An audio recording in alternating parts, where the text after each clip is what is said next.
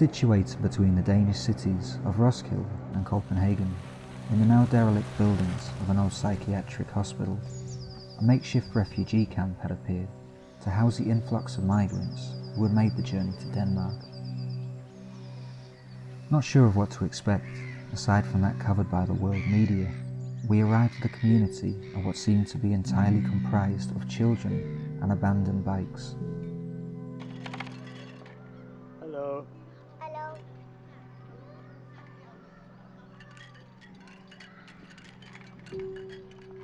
Hi. Hi. What's your name? اسمي عندرة. Andara.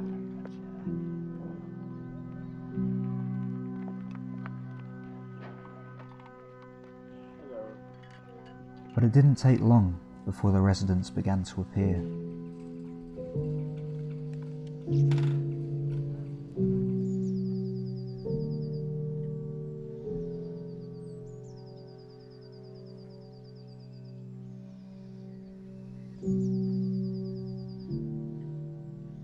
After some initial hesitation, they started to warm to us, allowing us to film them and eager to share their stories.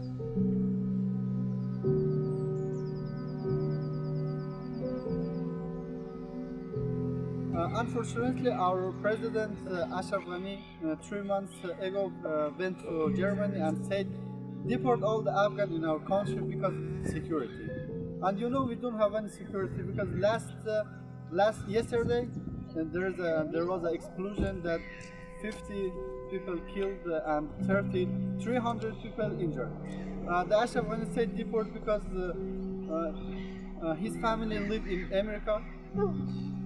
His family don't have any problem, and they just say to European countries deport them because they want just money. If you say there is security in Afghanistan, please bring back your family from America to Afghanistan.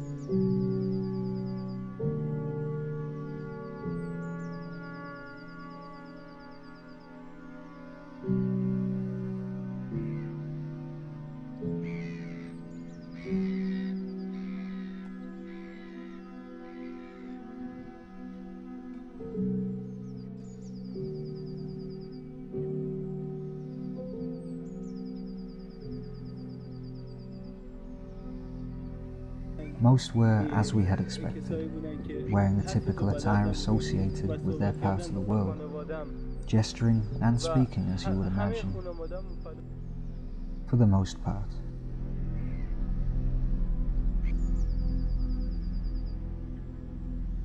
Yet regardless of how they looked, they all had something else in common, aside from their love for t-shirts sporting bold statements. The loss of home, family, life, each recollection more disturbing than the last. That engine is so old, and every 15 minutes it stops and we start again. Yeah, every 15 minutes, and in one time it's stopped in middle of the sea. We are in the middle between Turkey and Greece, and it stopped again, and then we see the Greece boat coast. We said, oh, the Greece police. We said, oh, they came to help me and these people, and we are so happy. And then this police came, but was second surprise to me. They have 2 spears and they try to hold the boat. They still managed to smile. Yeah. You want to do it in English? If you want, English, Arabic, both exactly the same for me. I'm an English teacher, don't worry, it's okay. Sorsen, a refugee from Syria, had taken the role of surrogate mother to some of the children, most separated from their own families after the war had broken out. Why did you run away? Was it worth it? Yes, to safety and save and peace only. We were in Syria underneath war. You know the meaning of war?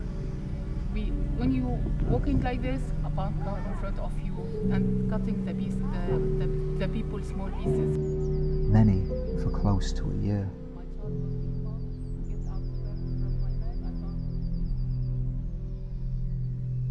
This aside, the children came across as any regular child might.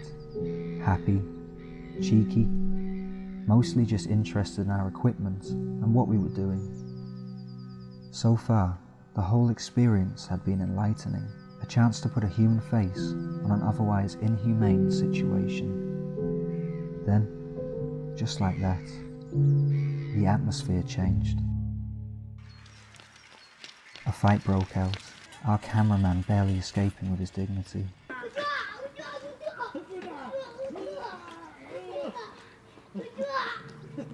One child watched the violence with complete indifference, while another blew a whistle, no doubt trying to escalate the savage beating.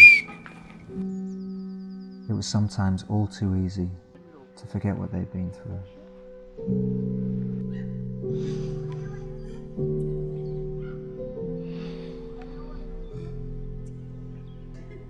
أنا اسمي نورس وبتمنى هلأ لو بصحني أرجع لسوريا بس مشان أشوف أمي وأختي وما أنا مشتاقة إمتى تجي أمي وأختي لهون بس لحتى أشوفهم. Regardless of whether we want them here or not, they're here now, and so far from what we see portrayed in the media. Whether they'll stay like this is really up to us. We can either treat them like humans or Islamic fanatics. It all depends on what we want them to believe they are. You decide.